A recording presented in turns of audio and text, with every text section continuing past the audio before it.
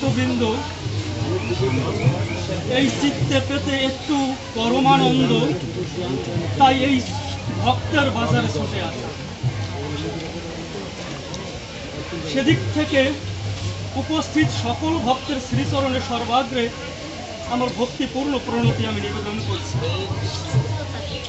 জন্মদাতা পিতামাতা সহ বাক্যগুরু শ্রী হরিপদ সরকারের শ্রীচরণে ভক্তিপূর্ণ প্রণতি নিবেদন করছি।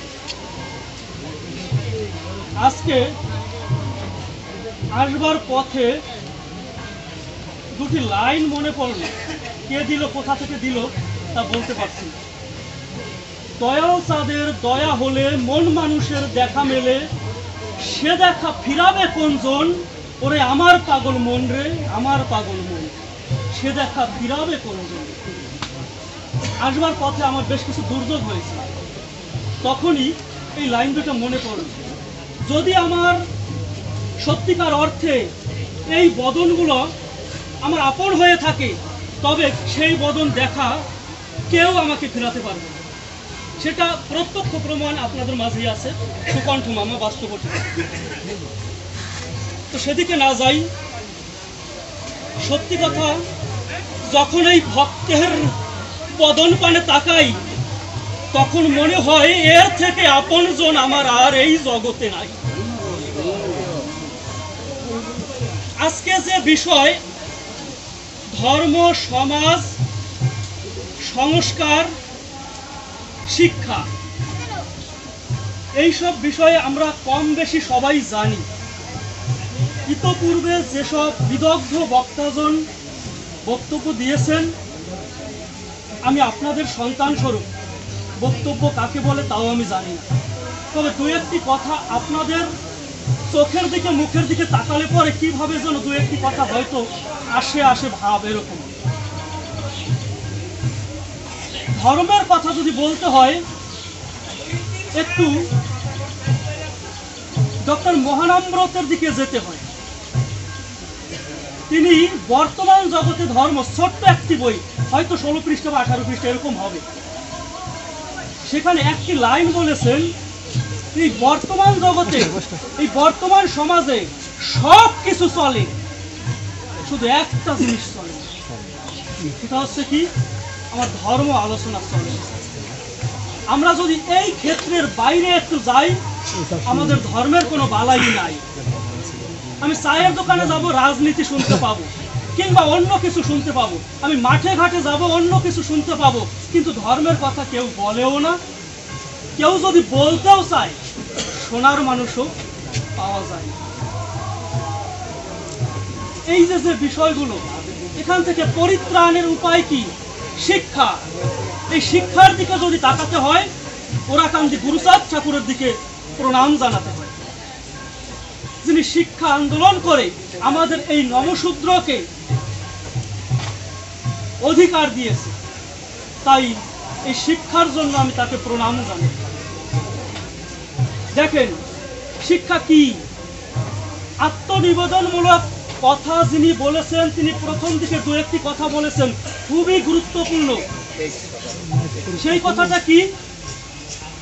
গাছের উপরে পাখি বসে, গাছ যদি না থাকে পাখি আমার বসবে কোথায়? আমার গাছ কোনটি? আমি মানুষ, আমার বৃক্ষ কোনটি? আমি কোনটার উপরে গিয়ে বসবো? কোন ডালে গিয়ে বসবো? কোন ডালের ফল আমি পাবো? ধর্ম হচ্ছে আমার প্রধান বৃক্ষ। যদি আমার এই ধর্ম বৃক্ষটা ঠিক না থাকে, তবে আমি কিন্তু আমার জায়গা মতো বসতেও পারবো না। আমি সেই ডালের যে ফল আছে, অমৃত ফল, তাও আমি গ্রহণ করতে পারবো না। আর এর জন্য কি করতে হবে? পূর্ববর্তী বক্তারা অনেক গুরুত্বপূর্ণ কথা বলেছেন। আমাদের কি করা হয়? সন্ধ্যার সময় মা যদি পূজা দেয়, সন্তানেরা কি করে? টেলিভিশনে একখান সাউন্ড চালাইয়া রাইখা যায়, স্টার জলসা। এগুলো কি আমাদের অবক্ষয়? আমাদের ঘরে ছবির অভাব নাই, কিন্তু মহান যে ব্যক্তি, ধার্মিক ব্যক্তিজনদের, দার্শনিকদের কিংবা সাধুদের ছবি নাই। অনেক বই আছে, কিন্তু ধর্ম বইও আছে, নাই এ কথা বলবো না। প্রত্যেকটা গৃহে ধর্মের বই আছে, কিন্তু আমাদের সমস্যাটা হচ্ছে কোথায়? আমাদের 24টা ঘন্টার ভিতরে আধা ঘন্টাও আমরা এই ধর্মের পিছনে দিতে চাই না, পাই না। কেমনে কেমনে যেন আমাদের সময় নাই। রবীন্দ্রনাথ বলছে আমরা সময়ের সমুদ্রে থেকেও আমরা সময় পাই না। এটা হচ্ছে আমাদের বাস্তবতা। আমরা যদি একটু পড়ি, আমাকে একজন যদি জিজ্ঞাসা করে যে তোমার ধর্ম সম্পর্কে দুই একটি কথা বলো, মুখ দিয়ে গুলি করলেও মনে হয় একটা কথা বের হয় না। কেন বের হয় না?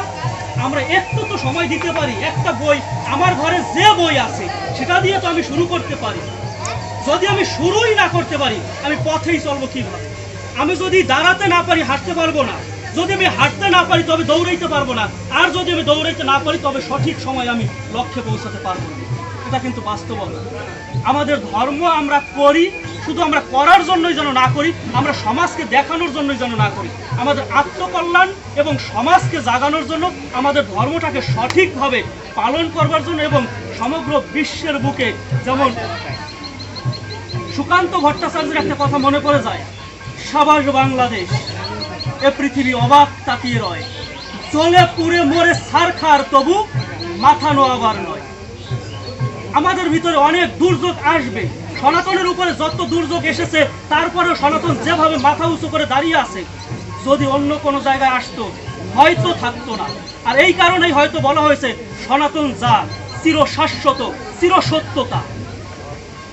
অতএব সকল ভক্তের শ্রীচরণে আমার সকল কথার ত্রুটির জন্য আমি ক্ষমা প্রার্থনা করছি। আপনারা সবাই আমাকে ক্ষমা সুন্দর দৃষ্টিতে দেখে, যদি কথাগুলো ভালো লেগে থাকে এবং উপযুক্ত বলে মনে হয় তবেই গ্রহণ করবেন, না হয় আমাকে আশীর্বাদ করবেন যেন আমি আপনাদের কাছ থেকে এবং জগতের কাছ থেকে কিছু শিখতে নিজের মধ্যে অন্তত পক্ষে রাখতে পারি, এবং জগতের মাঝে দেওয়া না দেওয়া পরের ব্যাপার, আগে যেন আমি শিখতে পারি। হরে কৃষ্ণ। জয় জয় রাধা কৃষ্ণ প্রীতি প্রেমানন্দে।